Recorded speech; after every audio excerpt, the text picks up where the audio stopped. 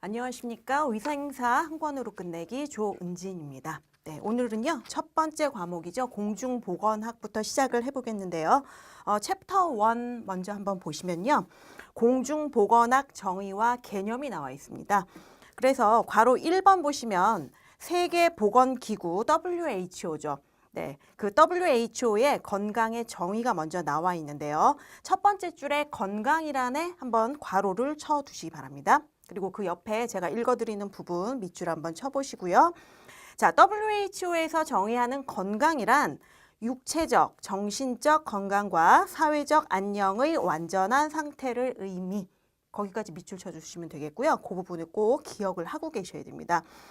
쉽게 생각하면은 우리가 단순히 몸만 튼튼하다 하고 생각하는 게 건강이라고 여기실 수 있는데 여기서는 몸뿐만 아니라 정신적 건강도 중요시 다루게 되고요. 또 이제 좀 특이할 만한 게 사회적 안녕의 완전한 상태라는 그런 부분까지 들어가 있죠.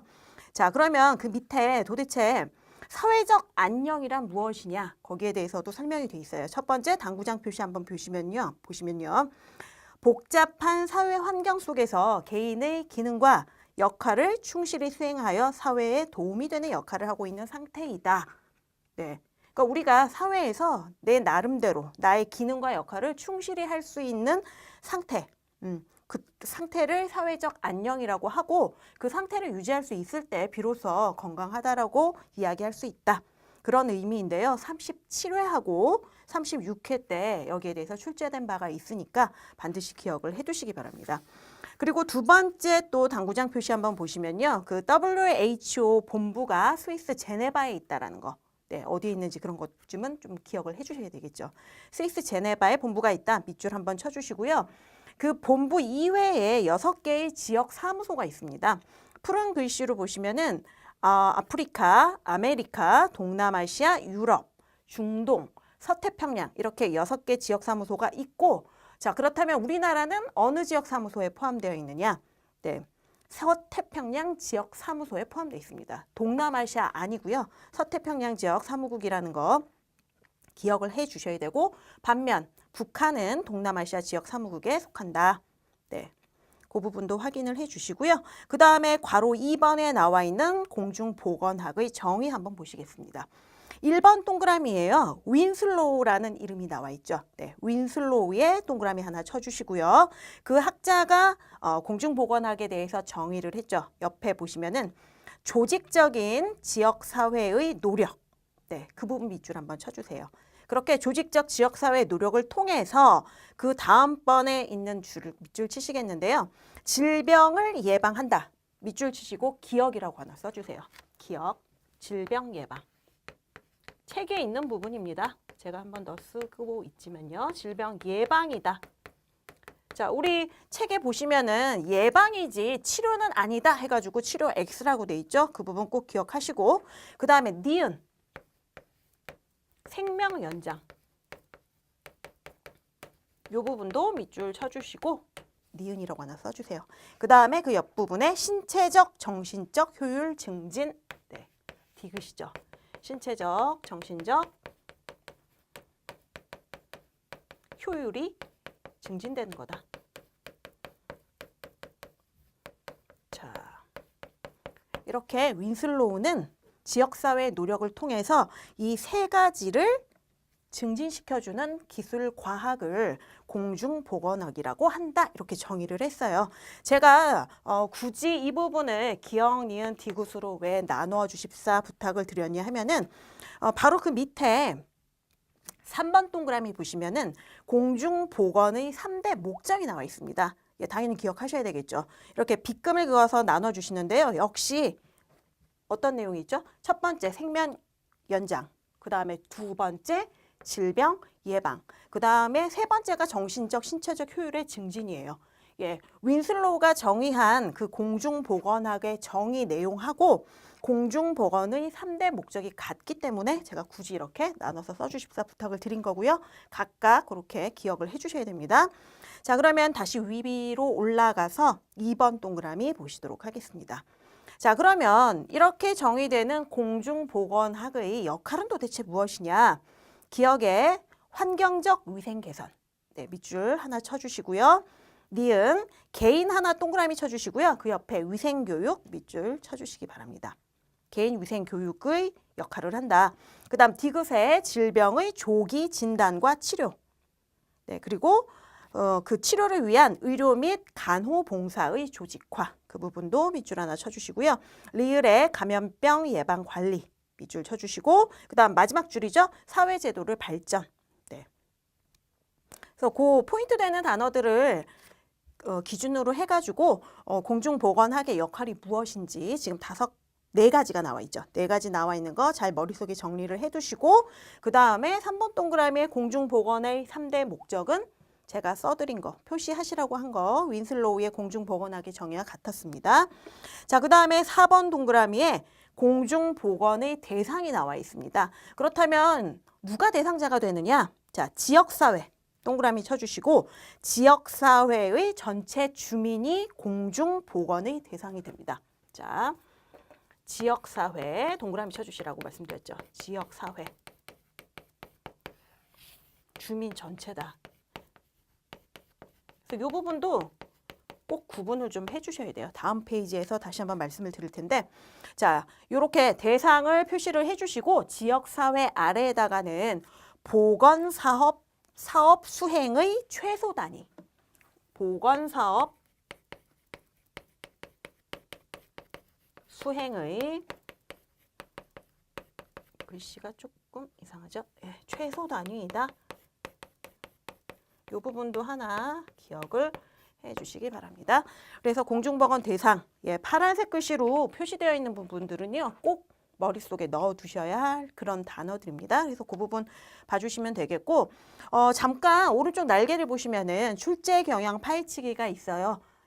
요 파트에서는 세계보건기구 헌장에서 밝히는 건강 정의가 도대체 뭐냐 이런 부분들 하고 그리고 조금 자세히 설명드렸던 사회적 안녕의 의미가 도대체 어떤 것이냐 그 두 가지가 출제가 많이 되는 편이니까 반드시 기억해 두시고요.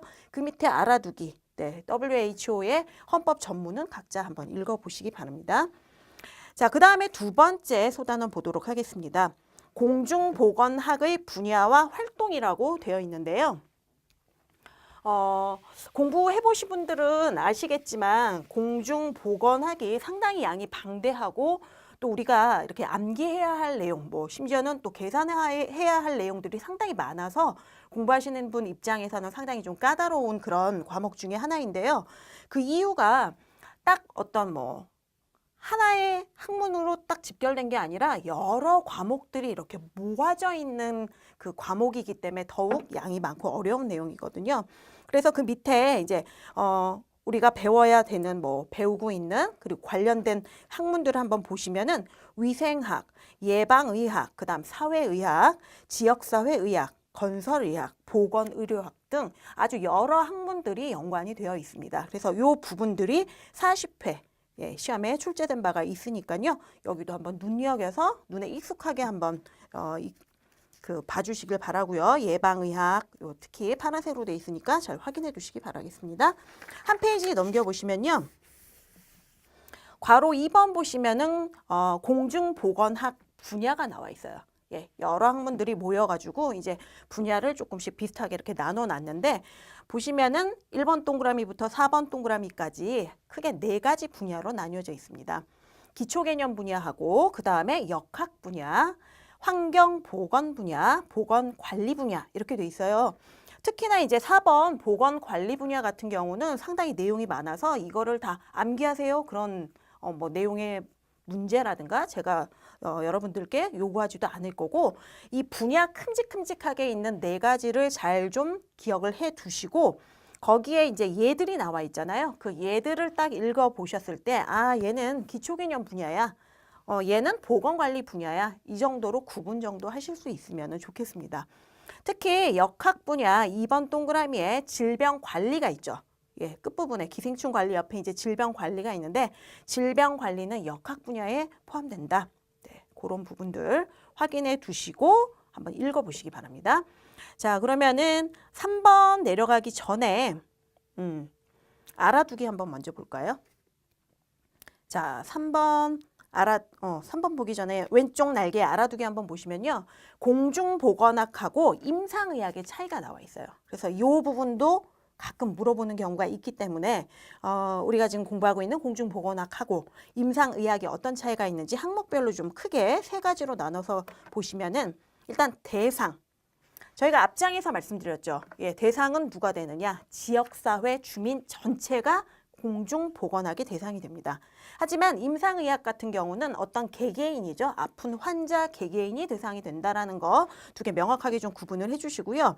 목적 한번 또 보시면은 주로 예방이에요. 예방 차원에서 질병을 예방하고 그 다음에 더 나아가 생명을 연장하고 건강을 증진시키는 게 공중보건학의 목적이라면 임상의학은 어디가 아픈 환자가 대상이 되기 때문에 그 질환의 치료가 되겠죠. 환자의 치료가 목적이 된다. 그리고 마지막에 진단은 어떻게 하느냐. 공중보건학은 보건통계에 의합니다. 그래서 보건통계에 하나 동그라미 쳐두시고 임상의학은 임상실험에 의한다. 그래서 두 가지 좀 잘 비교를 해두시고요. 다시 본문으로 돌아와서 괄호 3번 보시도록 하겠습니다. 네, 여기도 간단하게 제가 좀 중요하다고 말씀드리는 부분 밑줄 긋고 넘어가도록 할게요. 1번에 지역사회 위주로 진행되어야 할 활동이다. 네, 지역사회 위주 꼭 기억해 주시고요. 밑줄 쳐두시고요. 그 다음 2번 동그라미에 뒤에 예방활동이다. 네, 그 부분 밑줄 쳐두시고 그 다음에 3번, 4번 읽어 보시면 되겠고요. 5번 동그라미에 맨 뒷줄 대중교육이다. 그 부분 어떤 것에 대한 대중교육? 개인 보건이라든가 어떤 지역사회 보건에 관련된 대중교육이다. 그 부분 밑줄을 쳐두시고요. 그 다음 6번에 계획 및 평가가 들어가 있다는 거. 종합보건 계획 및 평가가 들어있다. 계획 및 평가 밑줄 쳐주시고 7번 보시면 연구활동으로 과학적, 기술적, 행정적 연구가 들어가 있다. 네, 그 정도 확인해 주시면 되겠습니다. 그 다음에 이제 괄호 4번 보시면 파란색이 좀 유난히 많죠. 이 부분이 조금 중요합니다. 자, 4번에 공중보건 수준 평가 지표 이렇게 되어 있는데요. 1번 동그라미 보시면은 지역사회 보건 수준 평가. 네. 지역사회 중에서 특히 이제 어떤 국가의 보건 수준을 평가할 때 많이 사용되는 방법인데요. 영아 사망률, 평균 수명, 유아 사망률, 모성 사망률, 비례 사망률 이런 것들이 되게 상당히 많습니다. 하지만 그 중에서 가장 대표적인 지표는 푸른색 부분에 밑줄 그어주시기 바랍니다. 영아 사망률. 네, 영아 사망률을 대표적인 지표로 사용한다. 그 국가가 보건 수준이 높으냐 낮으냐를 평가할 때 가장 대표적으로 사용하는 것이 바로 영아 사망률이다. 네, 일단 제목 아셔야 되죠. 영아 사망률. 그리고 이제 뒷부분에서도 이제 계산하는 방법이 나올 텐데요. 영아 사망률 계산을 어떻게 하느냐? 괄호 안에 나와 있어요. 네, 설명해 드리면은 연간 출생아 수 분의 연간 영아 사망 수 거기다가 곱하기 1000을 해서 천분율로 나타나게 되는데요. 당연히 이 영아 사망률이 높게 되면은 보건 수준이 낮은 국가가 되는 거고요. 이게 사망률이 낮게 되면은 보건 수준이 높은 나라가 되겠죠. 자, 보시면 그럼 일단 조금 짚어볼게요. 영아 사망률이라고 했는데 영아가 뭔지 일단은 아셔야 되죠. 영아. 네. 생후 1년 미만 된 영유아를 영아라고 합니다. 그래서 일단 영아가 어떤 연령층의 영유아인지 좀 기억해 두셔야 되고 특히 얘가 대표적인 지표로 사용되는 이유는요. 환경적인 요인이 크게 작용하기 때문이에요. 그렇기 때문에 이 영아 사망률은 보건 관리를 통해서 그 사망률을 낮출 수 있는 확률이 되게 많아요. 예방이 가능하기 때문에 출생 후 1년 이내 사망하는 이 영아 사망률을 대표적 지표로 사용한다. 그렇게 기억해 주시면 되겠고요. 그 다음에 동그라미 2번 보시면은 국가 간의 생활 수준 지표 이렇게 나왔어요. 그래서 39회 때 출제된 바가 있는데 자, 기억. WHO는 다른 나라끼리 서로 이렇게 비교할 수 있는 종합적인 건강 지표로서 평균 수명, 네, 그 다음에 유아 사망률, 비례 사망률 세 가지 등을 사용한다. 그래서 요 세 개 기억해 주셔야 되겠죠. 평균 수명, 평균 수명은 아시겠죠? 그 다음에 유아 사망률은 뭐냐면요. 영아 사망률하고 대상이 좀 달라요. 유아 같은 경우는 생후 만 1년 이상 되고 6년 미만 된 영유아를 의미합니다. 그래서 그런 영유아들의 사망률하고 비례 사망률을 이용해서 국가 간의 건강 수준 지표로 삼고 있다. 기억해 두시고 그 파란 부분 밑줄 쳐두시기 바랍니다. 그 다음에 니은 보시면요. 사망 통계를 이용해서도 서로 국가 간의 건강 수준을 비교하기도 하거든요. 자, 사망 통계 하나 동그라미 쳐두시고 그 통계를 이용해서 건강 수준을 비교하기 위한 포괄적인 지표로 무엇이 있느냐? 네, 파란색은 아니지만 각각 밑줄을 한번 쳐두시기 바랍니다. 사망률, 그 다음에 1세 평균 여명, 네, 1세 영유아의 남은 수명을 이야기하는 거죠. 그 다음 50세 이상의 노인 사망률을 권장하고 있다. 해가지고 조금 헷갈려요, 사실. 예, 1번, 2번 이렇게 되어 있는데 2번은 또 기억과 니은으로 나누어져 있기 때문에 보건 수준 평가하는데 어떤 한 나라의 보건 수준을 평가하는 데는 영아 사망률이 대표적으로 쓰인다. 그리고 국가 간의 건강 수준을 이렇게 비교할 때는 평균 수명, 유아 사망률, 그 다음에 비례 사망률들이 사용되는데 사망 통계를 이용하고자 할 때는 사망률, 1세 평균 여명, 50세 이상의 노인 사망률을 권장한다. 그래서 머릿속에 잘 정리를 해두시고요. 자, 그 다음에 5번 괄호 보시도록 하겠습니다. 질병의 발생과 예방 대책이에요. 자, 1번 동그라미 보시면 질병의 발생 원인이 나와 있습니다. 질병이 왜 발생하느냐? 네, 3가지 요인이 충족이 돼야 되는데요. 기억의 병인, 네, 병인 하나 동그라미 쳐두시기 바랍니다. 병인. 그 다음에 두 번째는 숙주죠. 니은의 숙주. 예, 숙주도 동그라미 하나 쳐두시고 그 다음 세 번째는 환경이에요. 환경. 자, 그렇다면은 요 3가지 당연히 기억해 두셔야 되죠. 질병 발생의 원인으로는 병인, 숙주, 환경 3가지 요인이 있어야 한다. 그중에 병인은 병원체, 영양, 그 다음에 화학적, 물리적, 그 다음 정신적 원인 등이 있다. 이렇게 되어 있어요. 그러면 조금 세부적으로 들어가서 보시면은 병원체는 뭐가 있을까요?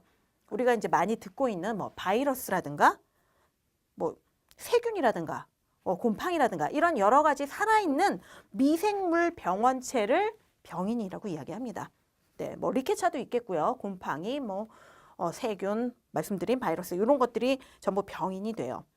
자, 병인 중에서 특히 병원체, 버벅이고 있죠. 네, 병인이 병원체가 있고 영양 여러 가지가 있다고 말씀드려놓고, 네, 병원체 살아있는 미생물이다. 네, 살아있어요. 살아있는 미생물. 그런 것들이고 영양은 영양소가 너무 결핍되거나 기아가 발생한 그런 지역들의 어린이들 떠올리시면 될 것 같고요. 그리고 현대사회에서 문제가 되는 영양소가 또 너무 과잉돼서 일어나는 그런 질병들이 있을 수 있습니다. 화학적인 원인은 또 어떤 게 있을까요? 또 뭐 강산이라든가 아주 강한 염기, 뭐 농약, 그 다음에 뭐 화학약품들 이런 것 등이 있고요. 물리적인 것들로는 어떤 기계적인 힘, 열, 뭐 방사선, 기압의 심한 변화 이런 것들이 있을 수가 있죠. 그리고 이제 요즘 크게 대두되는 게 마지막에 나와 있는 정신적 원인 같은 것 등이 있는데요. 어떤 스트레스에 의한 것이라든가 뭐 노이로제 이런 것들이 여기에 포함된다고 기억하고 계시면 되겠습니다. 자, 그 다음 두 번째는 숙주입니다. 숙주는 쉽게 맨 뒷부분에 있는 데만 밑줄 그어보도록 할게요. 감수성 있는 인간 숙주. 예, 저희가 여기서는 인간을 대상으로 하기 때문에 감수성이 있는 인간 숙주를 이야기한다. 그렇게 기억해 주시면 되겠고, 세 번째 환경은요. 이 병인하고 숙주 제외한 모든 것들을 환경이라고 생각하시면 되겠습니다. 네. 자, 그렇게 3가지를 확인해 봤고요. 왼쪽 날개 알아두기 한 번 더 보실게요. 자, 질병 발생의 모형이 있어요. 네, 그래서 첫 번째는 생태학적 모형이 있고 두 번째는 생물의학적 모형이 있고 세 번째는 사회생태학적 모형이 있는데요. 각각 그 특징만 조금 살펴보도록 하겠습니다. 자, 생태학적 모형은요. 방금 말씀드린 것처럼 질병 발생의 3요소는 병인, 숙주, 환경으로 보았다. 요게 가장 기본적인 모델인 그 모형인 생태학적 모형이에요. 이 모형은 감염병 질환이 발생하게 되는 기전 설명에 아주 적합한 모형이 바로 이 모형입니다. 하지만 이제 요즘 많이들 발생하고 있는 뭐 퇴행성, 만성 퇴행성 질환들이 있죠. 네, 연령이 많아짐에 따라서 발생하게 되는 그런 퇴행성 질환은 설명하기가 어렵다는 단점이 있고요.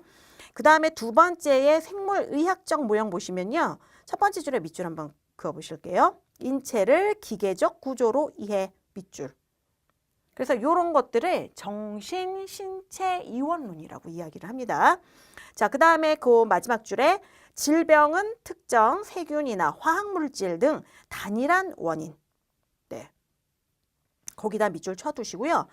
질병은 어떤 특정한 세균, 뭐 어떤 특정한 화학물질 때문에 생기는 거야 라고 주장하는 게 바로 생물의학적 모형입니다. 그래서 그런 것들을 특정 병인론이라고 이야기를 해요.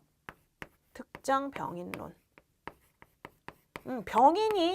병의 원인이 어떤 특정한 어떤 세균이나 화학약품 때문이야 라고 주장하는 거였고, 요 특정 병인론을 주장한 학자들은 파스테르라든가 코흐 이런 학자들이 있죠.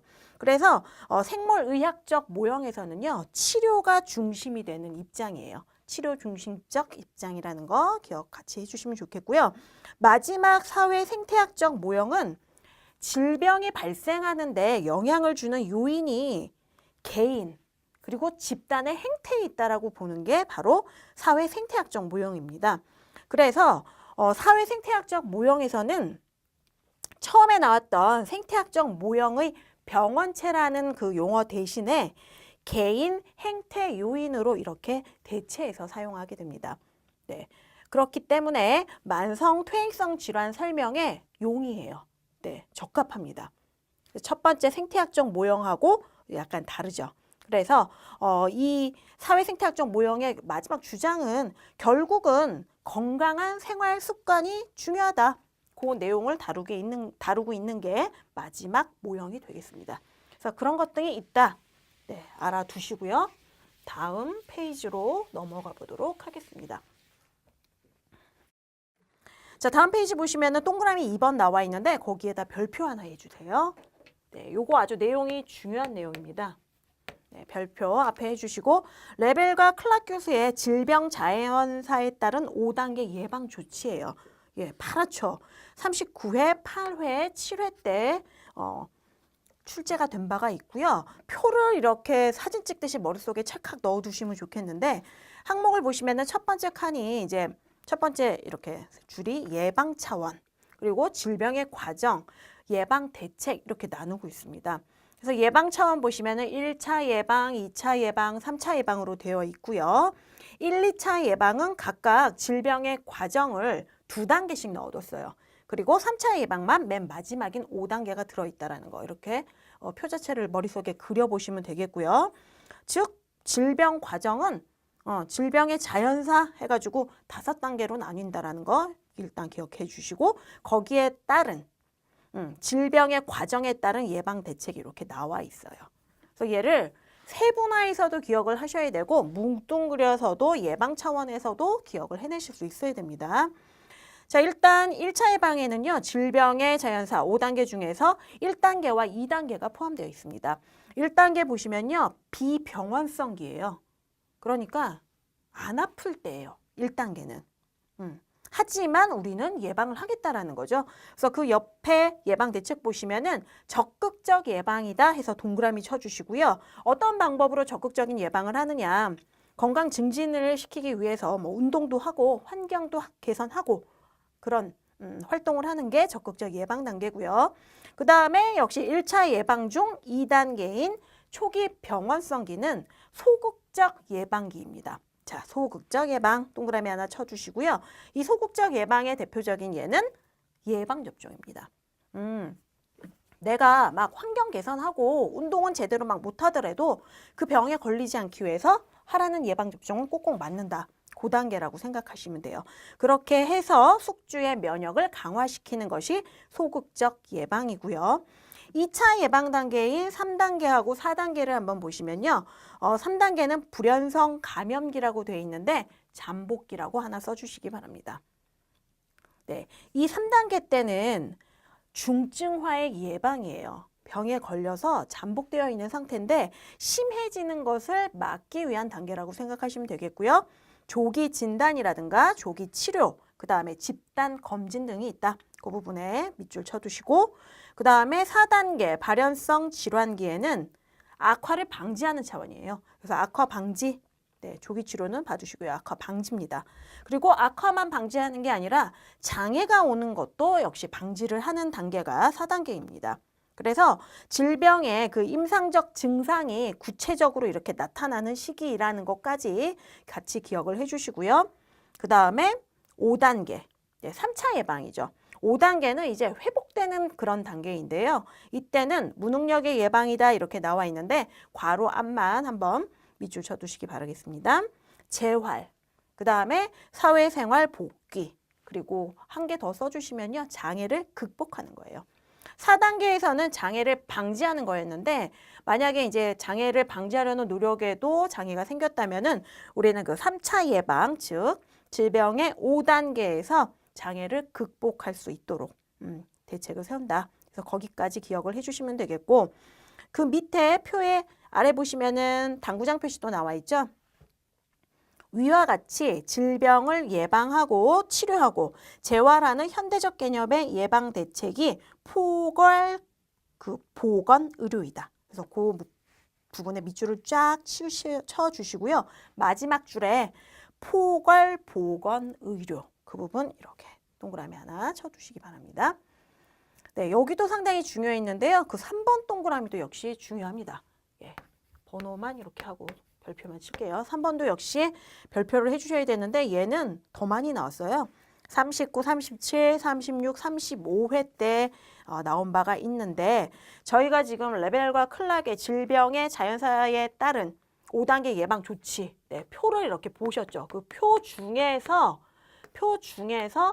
1차 예방, 2차 예방, 3차 예방 표에서 이렇게 떼낸 거예요. 자, 기억, 니은, 디귿 해가지고 3개가 있죠. 예, 이렇게 묶어주시고 이 내용 반드시 기억을 해주셔야 되는데요. 얘가 1차 예방입니다. 얘는 2차 예방, 3차 예방 이렇게 되어 있는데 자, 1차 예방은 또 유난히 파란색이에요. 예방접종 밑줄 하나 딱 쳐주시고요. 예방접종은 아까 말씀드렸을 때 적극적 예방이었을까요? 소극적 예방이었을까요? 네, 소극적인 거죠. 그래서 그것까지 같이 앞에서 보셨던 부분 같이 기억하시고요. 예방접종뿐만 아니라 뭐 환경위생관리, 생활개선, 뭐 보건교육 여러 가지 있지만 1차 예방에서는 예방접종 하나 제대로 딱 기억해 놓으시고 나머지 읽어보시고요. 질병이 발생하기 전에 실시하는 예방이에요. 하지만 소극적이다. 누가? 예방접종이. 예. 예방접종 말고 아까 말씀드렸던 환경개선이라든가 이런 것들은 적극적 예방에 들어간다는 거 해서 요거 좀 이렇게 구분을 해 주시고요. 그 다음에 2차 예방 보시면은 조기 건강 진단 밑줄 하나 쳐 두시고요. 그 다음에 중간쯤에 조기 치료가 있습니다. 역시 조기 치료에도 밑줄 쳐 주시고 마지막 줄에 진행 감소를 돕고 후유증의 방지, 예, 거기 밑줄 쳐 두시면 돼요. 그래서 1차 예방은 예방접종이나 환경개선 사업이야. 아프기 전에 하는 활동이야. 2차 예방은 미리 건강진단하고 조기 치료하고 진행을 늦출 수 있도록 그리고 후유증을 방지할 수 있는 그런 활동이야. 네. 그 다음에 디귿의 3차 예방은요. 재활이에요. 재활. 그래서 재활 밑줄 쳐두시고 그리고 이 사람이 사회복귀를 제대로 할 수 있도록 사회생활 복귀 요 두 부분 재활과 사회생활 복귀 밑줄 쳐두시면 되겠습니다. 그래서 2번, 3번 반드시 기억을 해주셔야 되겠고요. 그 아래 6번 괄호 한번 또 보시도록 하겠습니다. 자, 질병의 예방과 치료의 보건의료 이렇게 나와 있는데요. 1번이 1차 보건의료, 그 다음에 2번이 2차 보건의료, 3번이 3차 보건의료예요. 예, 조금 헷갈리죠. 1차 예방, 2차 예방, 3차 예방 나와 있고 그 다음에 이제 1차 보건의료, 2차 보건의료, 3차 보건의료 이렇게 나와 있는데 어떤 건지 자꾸 읽어보셔서 구분을 조금 명확하게 해주셔야 됩니다. 1차 보건의료 같은 경우는요, 뭐 영양 개선 사업이라든지 어떤 모자 보건 사업, 식수위생 관리 사업 이런 것 등이에요. 읽어보시면 되겠고 맨 마지막 줄에 일상적 치료 사업이라는 부분을 밑줄 쳐두셔야 돼요. 1차 보건의료는 어떤 걸 의미하는 거냐? 일상적인 치료 사업이다. 네. 지역사회 수준에서 지역사회 주민들에게 가장 기본적이고 필수적인 보건의료가 바로 1차 보건의료입니다.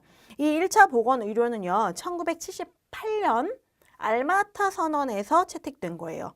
그래서 그때 뭘 주장했냐면 우리 2000년까지는 인류가 모두 건강을 누리게 하자 하는 게 이제 1차 보건의료의 목적이었죠.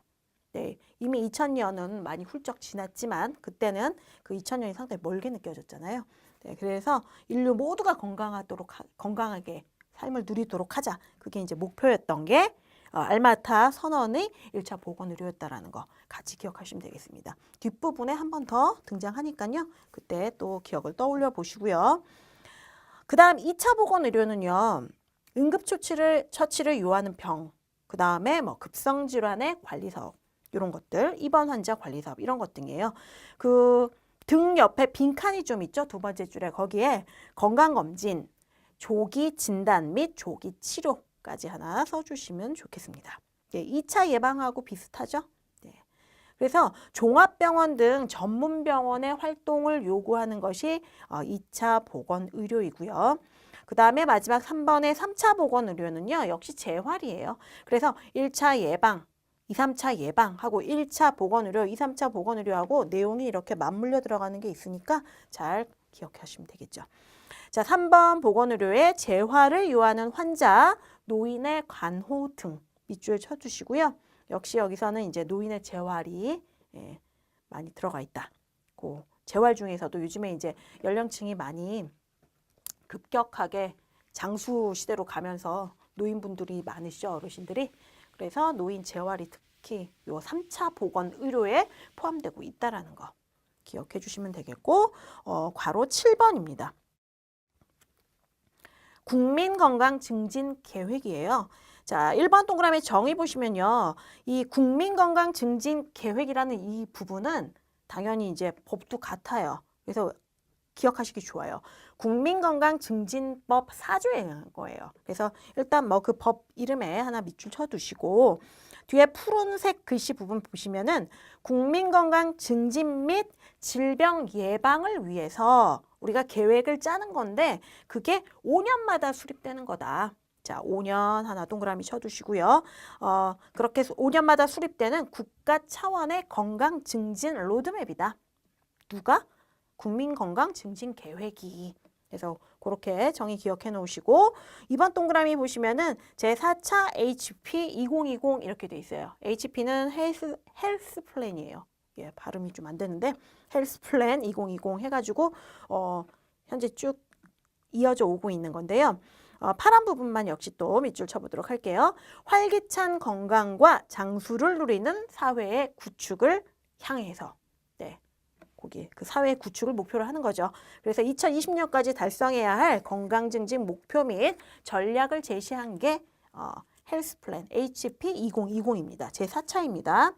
자, 그래서 이 부분 이제 그 로드맵을 한번 보시면 다음 페이지에 나와 있어요. 개념도가 딱 나와 있는데 이거 다 외울 수는 없죠. 네, 그 지금 개념도에서 오른쪽에 조그만 박스 보시면은 비전, 목표, 사업 분야 나와 있는데요.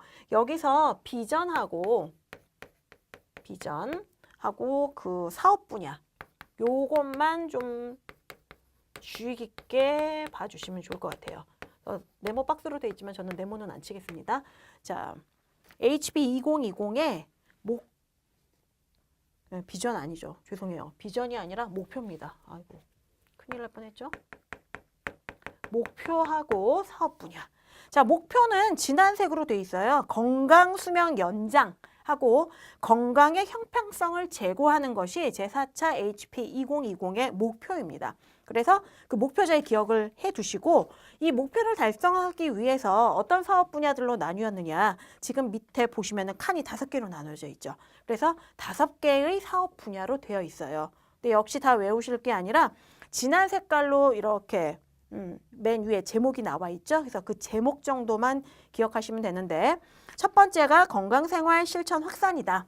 그 다음에 두 번째가 만성 퇴행성 질환과 발병 위험 요인 관리다. 그 다음 감염 질환 관리하는 거다. 안전환경 보건이다. 그 다음 인구 집단 건강 관리다. 그래서 이렇게 사업 분야 큼직한 거 기억하시되 가장 이제 기본이 되는 게 건강생활 실천 확산이에요. 금연, 절주, 신체활동 영양. 그래서 그 부분 맨 앞에 있는데 금연, 절주, 신체활동. 신체활동은 이제 운동을 좀 하자라는 얘기죠. 그 다음에 영양. 요게 요 네 가지가 가장 기본이 되는 거고요. 얘는 사업 분야 중에 어느 사업 분야죠? 건강생활 실천 확산하는 분야입니다. 그래서 가장 기본적인 거, 예, 요것들만 좀 기억해 주시면 되겠고 이렇게 목표와 사업 분야 위주로 읽어봐 주시면 되겠습니다. 자, 목표 아까 뭐라고 말씀드렸죠? 4차 HP 2020의 목표, 건강 수명을 연장하고 그 다음에 건강 형평성을 제고한다 그랬는데 도대체 건강 수명은 무엇이고 건강 형평성은 무엇이냐? 왼쪽 날개 한번 보시면요. 건강 수명 한번 동그라미 쳐두시고요. 자, 옆에 밑줄 쳐볼게요. 평균 수명에서 질병이나 부상으로 아프지 않고 사는 기간. 네, 그게 건강 수명의 정의예요. 이렇게 수명이 늘어났긴 했지만 우리가 이제 어디 사고를 당해서 몸이 불편하거나 질병을 앓게 되면은 길게 이렇게 오래 장수를 하더라도 고통스러운 나날들이 되겠죠. 그래서 목표를 건강 수명을 연장해 보자. 자, 그래서 건강 수명 내용 정의가 뭔지 기억하셔야 되고 그렇다면 HP 2020에서 얘기하는 건강 수명은 몇 살이냐 물어보실 수 있죠. 75세입니다. 자, 75세가 목표예요. 우리 75세까지는 100세 시대라고 하지만 75세까지는 아프지 말고 질병 당해서 몸이 불편하지 말고 건강하게 사는 기간으로 하자. 그게 건강 수명이고 75세가 목표라는 거 75세 동그라미 쳐두시고 기억해 두시고요. 그 다음 건강 형평성. 자, 건강 형평성도 동그라미 쳐주시고요.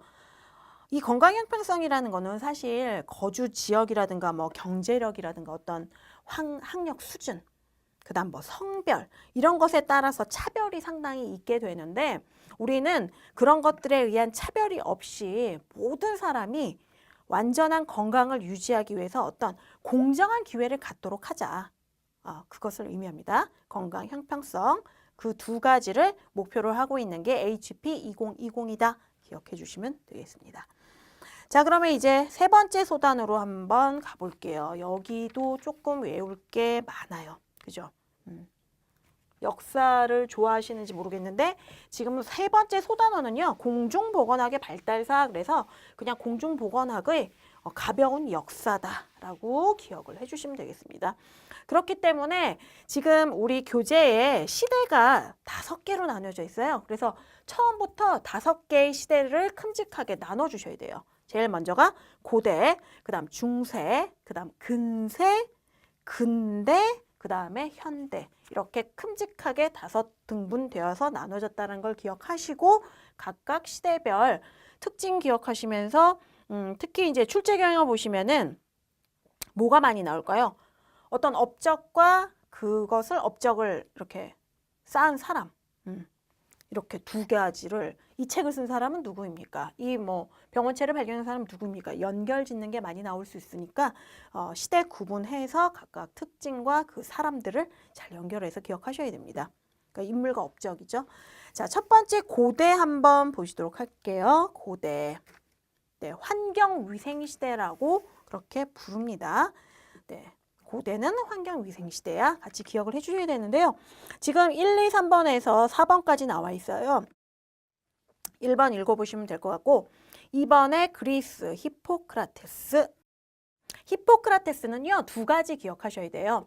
장기설하고 그 다음에 그 밑에 있는 사액체설. 파란 글씨로 돼 있어서 눈에 딱 들어오는데요. 장기설은 뭐냐면은 오염된 어떤 공기, 물 이런 주위 환경 때문에 병이 발생하는 거야. 그게 장기설이에요. 그래서 장기설 내용 하나 기억을 해주시고 그 다음 사액체설 뭐 사체액설 이렇게도 얘기하는데 혈액, 점액, 황담즙, 흑담즙 이런 4가지 액체를 우리 몸엔 가지고 있어 라고 하는 게 사액체설입니다. 그래서 히포크라테스가 2가지를 주장했었다. 기억해 주시고요. 그 다음 로마 시대에는 도시 건설할 때 뭐 상하수도 시설도 있었고 목욕장도 있었다. 뭐 사체 매장 등에 관한 금지 규정도 있었다. 그 부분도 기억해 놓으시고 디귿 보시면 뭐 갈레누스는 히포크라테스의 그 이론을 계승 발전시켜서 오염된 외기에 의한 장기설을 주장했다. 그래서 쭉 보시면 되겠고요. 특히 4번 보시면은 함무라비 대왕의 법전 밑줄 하나 쳐주세요. 예, 이집트 문명의 이제 바빌로니아를 지배한 함무라비 대왕의 법전, 우리가 그냥 함무라비 법전이라고 이야기하죠. 네, 보복주의, 복수주의, 눈에는 눈이다. 그런 법전인데요. 거기서는 그런 내용뿐만 아니라 뒷부분도 한번 밑줄 칠게요. 의료 제도라든가 의사의 지위, 닥터들의 지위 이런 것 등이 기록이 함께 되어 있었다라는 거. 함무라비 법전도 함께 기억해 주시기 바랍니다. 이 내용이 고대예요. 그러니까 고대는 제일 중요한 게 히포크라테스. 그 다음에 이제 조금 더 기억을 하시자면 함무라비 법전에 의사의 지위도 거기에 써 있었다더라. 법전에. 그래서 그 내용 기억하시고 2번째 이제 중세로 넘어오시면요. 암흑기죠. 예, 이때는 여러모로 진짜 암담했던 시기인데 역시 뭐 공중보건학에서도 보건이라는 뭐 생각을 할 수 없을 정도로 어두운 시기였습니다. 1번 보시면요. 동그라미 1번 흑사병이라든가 천연두, 디프테리아, 홍역, 나병 이런 감염병이 너무나 유행했던 시기예요. 그래서 그 부분 나병까지 밑줄 한번 쳐두시고 이런 감염병이 유행하다 보니까 이번에 방역의사 동그라미 그 다음에 빈민구제의사 동그라미 해주시고 그런 의사들의 활동이 아주 활발했던 그런 시기입니다. 자, 그 다음에 다음 페이지로 한번 보실게요. 3번에 이제 검역제도가 나와요. 감염병 중에서 특히 패스트로 인해서 흑사병이죠. 패스트로 인해 하나 밑줄 쳐두시고 그 다음에 그 아랫줄에 검역법을 제정. 검역법을 제정하고 검역소를 설치했습니다. 그래서 대략적인 시기하고 이제 그걸 보셔야 되는데 밑줄 쳐두시고 14세기 마르세이유라고 하나 써주세요. 네, 이 부분에 관한 내용도 38회 때 출제된 바가 있죠. 네. 그러니까 암흑기였고 많은 감염병 중에서 특히 패스트 때문에 검역법이 제정되면서 검역소도 설치되었다. 14세기경 마르세이유. 네. 보건학적인 면에서는 크게 발전하지 못했던 시대였지만 그래도 검역에 관련된 제도는 이때 만들어졌다라는 거 기억해 주시면 되겠고 그 다음 3번째는 근세입니다. 근세는요, 뭐 여명기라고도 하고요. 해 떠오르는 거죠. 요람기라고도 해요. 그래서 옆에 붙어 있는 그런 어떤 특정 그 기간 이름도 잘 기억해 두시고요. 첫 번째는 이탈리아가 이제 나와 있는데 여기가 진짜 왜 이렇게 많죠? 이탈리아의 첫 번째 기억 프라카스트로 하나 동그라미나 박스 쳐두시고요. 그 옆에 밑줄 쳐볼게요. 인간의 눈으로 볼 수 없는 질병의 병인이 되는 종이 있다고 주장. 네, 프라카스트로가 그렇게 주장했어요. 예, 우리가 질병 걸리는 원인은 말이야. 우리가 볼 수 없는 그 뭔가가 있는 거야. 거기까지 이야기를 했고요. 루벤 훅이 현미경을 발견함으로써 이를 입증을 했죠. 그래서 그 인과관계. 첫 번째 사람이 뭔가가 있어. 그리고 두 번째 루벤 훅이 현미경 만들어서 이걸 입증했다라는 거 기억해 주시면 되겠고 그리고 파라켈수스가 광산병을 찾았다. 파라켈수스, 광산병 기억해 주시고요. 디귿에 별표 하나 쳐주세요. 라마찌니는요. 외국인들 이름 발음이 잘 안 되는 것 같아요. 라마찌니 직업병에 관한 저서 출간 밑줄 쳐주세요. 이렇게 저서 어떤 거에 관련된 저서인지 그것도 기억을 해주시고 특히나 이 라마찌니는 공중보건의 기초를 확립한 사람입니다. 그래서 그 두 부분 밑줄 쳐두시고 기억해 주시고요. 그 다음에 두 번째 동그라미는 독일입니다. 프랭크요. 독일 사람인데 프랭크 이름. 자, 두 번째 밑줄 칠게요. 위생경찰을 확립했다. 밑줄 쳐두시고 그 다음에 이제 괄호 안에도 밑줄 쳐주세요. 최초의 보건학 위생행정저술. 네, 저술이라고 했으니까 이 위생행정이라는 게 책이라는 거 아시겠죠? 그래서 이 프랭크의 저서가 위생행정이고 그 다음에 이 사람이 위생경찰을 확립했다. 네, 기억해 주시고요. 그 다음에 3, 4, 5, 6번, 7, 8번 상당히 중요합니다. 쭉. 여기는 근세는 이제 막 시작되는 단계이기 때문에 다 중요해요. 근대도 그렇지만. 그래서 근세하고 근대가 좀 많이 헷갈리시는데 딱 구분을 해두셔야 됩니다. 자, 3번은 영국의 제너 보시면은 많이들 아시죠? 천연도 종두법. 예, 제너, 천연도 종두법. 그 다음에 그랜트는요, 보건 통계를 도입했어요. 그랜트 보건 통계 도입. 밑줄. 그 다음 체드윅은 열병 환자 조사의 계기를 마련했다라고 되어 있죠. 그 옆에 하나 써주시면은 열 보고서를 썼어요. 그래서 열 보고서를 통해서 공중보건법이 제정되는 계기를 마련한 사람이 바로 체드윅이다. 그거까지 하나 기억해 주시길 바랍니다. 체드윅 옆에 열 보고서. 그래서 열 보고서를 통해 어떻게 됐다고요? 공중보건법.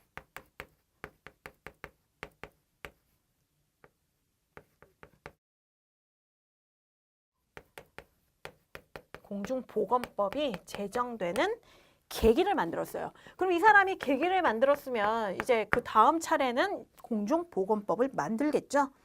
바로 이제 그 6번입니다. 세계 최초의 공중보건법이 제정되고 공포된 게 영국이에요. 그래서 그 부분 밑줄 쫙 치고 기억을 해주셔야 되고요. 이 제정되고 공포되는데 계기를 마련한 사람이 누구다? 체드윅이다. 열 보고서를 씀으로써 계기를 마련했고 그 다음에 이제 공중보건법이 제정돼서 최초로 공포됐다. 어디서? 영국에서. 네. 그 다음 7번 보시겠습니다. 세계 최초의 국세조사 실시한 나라는 하면 스웨덴 기억해 두셔야 돼요. 스웨덴. 그럼 국세조사가 뭐냐 도대체? 국세조사는요. 그 어떤 독립된 국가의 행정 기본이에요. 행정의 기본 자료를 의미하는데 뭐 인적 구조라든가 가족 구성이 어떻게 되는지, 취업 상황이 어떻게 되는지 이런 것들을 통계적으로 파악하기 위해서 그 수적으로 총수를 조사하는 걸 의미한다라는 거 대략적인 국세조사 의미 기억하시면 되겠고요. 그런 국세조사를 최초로 실시한 나라는 1749년의 스웨덴입니다. 그래서 그 부분 기억하시고 그 다음에 8번 동그라미에 1775년 최초의 직업병이 발생했어요. 예. 요즘은 여러 가지 직업병이 있는데 1700년대에 벌써 직업병이 있었다는 거. 포트 동그라미 쳐주시고요. 굴뚝청소부 밑줄 쳐두시고 그 다음 마지막 줄 음낭암 발견. 네. 이 포트란 사람이 굴뚝청소부가 딴 직업군보다 특별히 음낭암이 많네. 이건 직업병이야. 해가지고 알아냈다라는 거 기억해 주시면 되고 여기까지가 근세였습니다. 자, 4번 괄호에 이제 근대 보시면은 근대는 황립기라고 해요. 감염병 예방의 시대. 네, 부제가 아주 멋있죠. 감염병 예방의 시대. 해가지고 이때 세균이 발견이 돼요. 그래서 개인적으로 위생관념이 철저해야 돼 하는 개인위생이 대두됐던 시대가 바로 이 근대이고요. 예방의학이 강조되었던 시기입니다. 자, 1번. 네, 방금 제가 말씀드린 거 나왔죠. 예방사상을 확립. 같은 의미예요. 그러니까 밑줄 쳐두시고. 두 번째는 렌트겐 나왔어요. 렌트겐이 X선을 발견했고요. 요즘에 이제 엑스레이 찍는 겁니다. 그 다음 3번에 독일의 페텐코퍼라는 사람이 환경위생학을 실시했어요. 환경위생학 실시 밑줄 쳐두시고 그리고 그뿐만 아니라 뮌헨 대학에 그 위생학 교실을 창립했다라는 거. 그 내용도 잘 기억을 해주셔야 돼요. 꼭 환경위생학을 실시했다라는 측면만 물어보지 않고 뮌헨 대학에서 그 위생학 교실을 창립한 건 누굴까요? 라고 물어볼 수도 있으니까 같이 하나 써두시고요. 그 다음에 4번에 프랑스의 파스테르. 네, 아주 유명하시죠? 우유 이름에도 우유에도 등장하니까요. 이 파스테르는 근대의학의 창시자입니다. 네. 그것도 하나 써두셔도 좋을 것 같고요. 미생물설을 주장했어요. 다른 말로는 미생물 병인설이라고도 해요. 예, 제목에서 아실 수 있죠. 미생물이 병의 원인이야. 그걸 주장했던 분이 이제 파스테르고요.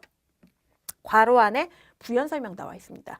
질병이 자연적으로 발생했다라는 걸 부인했어요. 원인이 미생물이니까. 네. 이 파스테르는 닭 콜레라라든가 탄저병, 광견병의 백신을 개발했습니다. 네. 근대의학의 창시자라고 할 만하죠. 예, 그래서 많은 백신을 개발했다. 그 다음 5번에 리스터. 리스터 하면은 이제 소독법이에요. 소독법. 여러 가지 뭐 의복의 고온 멸균이라든가 석탄산 살균법이라든가 이런 것들을 소독법을 체계를 잡았다. 그래서 두 번째 줄에 면역학 체계의 확립, 소독법과 면역학 체계 확립 두 개 밑줄 쳐놓고 기억을 해놓으시고요. 자, 6번에 영국 사람 존 스노우입니다. 존 스노우도 하나 밑줄을 쳐두셔야 되는데요. 이 사람이 콜레라에 관한 역학 조사 보고서를 썼어요. 그래서 그걸 통해서 장기설을 뒤집고 감염병 감염설을 입증했습니다. 네, 그래서 그 부분 밑줄 또 쳐두시고요. 콜레라의 역학적 정파 양상을 설명하게 된 계기였고요. 그렇기 때문에 근대 역학의 시조라고 부릅니다. 앞에 붙는 수식어가 엄청나죠. 파스테로는 근대 의학의 창시자고요. 이 존 스노우는 콜레라에 관련된 그 역학조사 보고서로 인해서 근대 역학의 시조다. 그래서 그런 부분 기억을 해주셔야 되고 내용을 이렇게 혼자 수업 듣고 하실 때는요. 옆에 핵심 문제 OX 문제 있잖아요. 그 문제도 반드시 풀어보시기 바랍니다. 왜냐하면 이렇게 보시고 그냥 넘어가면 잊어버릴 수 있어요. 그러니까 혼자 공부하실 때는 OX 문제까지 함께 확인해 주시고 넘어가시고요. 다음 페이지 보시면은 7번에 이제 코흐가 나옵니다. 네, 엄청난 사람이에요. 코흐도 각종 소독법 네, 밑줄 쳐두시고요. 두 번째 줄 보시면요. 파상풍균도 발견했고요. 결핵균도 발견하고 그 다음에 미생물설도 확립하고 콜레라균도 발견했어요. 탄저병이 탄저균 때문에 발생한다라는 것도 알아내고요. 그래서 그런 것들 이제 파란색 위주로 조금 기억하시면 돼요. 그래서 각종 소독법, 콜레라균 발견, 탄저균 발견 이런 거 기억해 주시면 되겠고 8번의 라스본은요. 보건 간호 사업 및 가정 방문 사업을 계획하여 모자보건 상담과 보건지도 사업을 시작했다. 네. 그 파란색도 당연히 기억하셔야 되고 두 번째 중요한 게 뭐냐면요. 보건소 제도의 효시. 예, 그 부분 밑줄 쳐두셔야 돼요. 라스본이 한 이런 가정 방문 사업이라든가 모자보건 사업 이런 것 등이 보건소의 시초가 된 거예요. 자, 그리고 그 옆에 하나 써주세요. 최초 방문 간호 사업 실시. 네, 최초 방문 간호 사업 실시. 누가? 라스본이. 자, 그래서 두 가지 같이 기억해 주시고요. 그 다음에 9번에 나와 있는 비스마르크도 역시 중요한 일을 했는데요. 파란색에 질병보험과 산업재해 보상, 상해보험 등 거기다가 밑줄을 쳐두세요. 이걸 실시한 사람이 비스마르크인데요. 이걸 실시함으로써 사회보장제도의 창시자가 됐습니다. 누가? 비스마르크가. 네, 그래서 사회보장제도 창시자 그러면은 비스마르크 기억하셔야 돼요. 자, 9번까지 알아보셨는데요. 알아두기에서 한 사람만 더 짚고 넘어갈게요. 자, 골드버거예요. 골드버거는 펠라그라가 펠라그라 피부병이죠. 감염병이 아니야. 얘는 영양소가 부족해서 생기는 거야. 그걸 처음으로 알아낸 사람이 골드버거입니다. 어떤 영양소였죠? 니아신이 부족한 경우에 옥수수를 주식으로 해서 니아신이 부족할 경우에 생기는 게 펠라그라였죠. 그래서 골드버거까지 한번 짚고 넘어가시면 되겠고요. 마지막으로 5번의 현대입니다. 발전기예요. 요즘이에요. 발전기. 그래서 사회보건 및 사회보장시대라고도 불리우는데요. 1번 동그라미에 19세기 말 밑줄 쳐두시고요. 19세기 말에는 사회보건학이 대두됐습니다. 그래서 19세기 말 사회보건학 대두 기억해 두시면 되겠고 그 다음에 2번 동그라미에 뒷줄이에요. 파란색 1919년 밑줄 하나 동그라미 칠까요? 동그라미 쳐두시고요. 영국에서 세계 최초의 보건부 설치. 네, 밑줄. 영국에서 최초로 한 게 상당히 많아요. 어떤 거 있었죠? 공중보건법도 최초로 제정 공포를 했었고 그 다음에 최초로 보건부를 설치했어요. 그렇기 때문에 보건행정의 기반을 마련하게 됐다. 같이 보시면 되겠고 그 다음 3번에 1935년 미국 밑줄 쳐두시고요. 단독법으로서 사회보장법이 제정됐어요. 그래서 사회보장법 제정 그리고 또한 옆에 또 파란색이죠. 사회보장이라는 용어를 처음으로 사용하게 됐다. 그래서 거기까지 이렇게 밑줄 쳐두시고요. 4번에서는요. 맨 마지막 줄만 한번 볼게요. 4번은 쭉 읽어보시고 1948년 4월에 WHO 세계보건기구가 발족됐다라는 거 기억해 두시고요. 밑줄. 그다음 5번에 1971년 람사협약 밑줄 쳐두시기 바랍니다. 이 람사협약은요. 습지를 우리 보존해야 돼. 습지 보존에 관한 협약이에요. 그래서 뭐에 관한 건지 습지 보존에 관한 협약 밑줄 쳐놓으시고 이게 최초로 나라 간의 국제적인 정부 간 협약이었어요. 최초의 국제적인 정부 간 협약이었다라는 것까지 기억해 주시기 바랍니다. 두 번째 줄에 있어요. 뒷줄에. 자, 그 다음에 6번. 1972년에 국제인간환경회의라고 이렇게 되어 있는데요. 스톡홀름 하나 동그라미 쳐주시고요. 그때 1972년에 스톡홀름에서 오직 하나뿐인 지구를 오염으로부터 수호하자. 그걸 다짐한 어떤 선언이 스톡홀름에서 있었다. 그 정도 기억하시면 되겠고 그 다음 7번. 네, 드디어 앞에서 보셨던 거 기억나시는지 모르겠는데요. 1차 보건의료. 거기서 나왔죠. 1978년 알마아타 선언 밑줄 쳐두시고 1차 진료에서 1차 보건의료를 채택하게 됐어요. 치료보다는 예방의학 중심이 되는 거예요. 그래서 두 번째 줄에 예방의학으로 중심 해가지고 어떤 내용들이었었죠? 2000년까지는 인류 모두가 건강을 누리게 하자라고 선언한 게 알마아타 선언 1차 보건의료였다라는 거 반드시 기억해 두시고요. 네, 39회, 38회 때 이 부분이 출제됐습니다. 그 다음에 이제 마지막이에요, 드디어. 8번 보시면은요, 1992년 6월 브라질의 리오 밑줄 하나 쳐두시고요. 이거 리오 선언이라고 이야기를 해요. 중간 두 번째 줄에 리오 선언. 자, 지구온난화 방지 협약을 맺었어요, 이때. 이 내용이 뭐냐면은 지구온난화되는 데는 온실가스가 있잖아요. 네, 그래서 이 배출량을 억제하기 위해서 서로 협약을 맺은 게 지구온난화 방지 협약이고요. 그게 1992년 브라질의 리오에서 리오 선언에 채택됐었다는 거. 그거 같이 기억해 주시면 되겠습니다.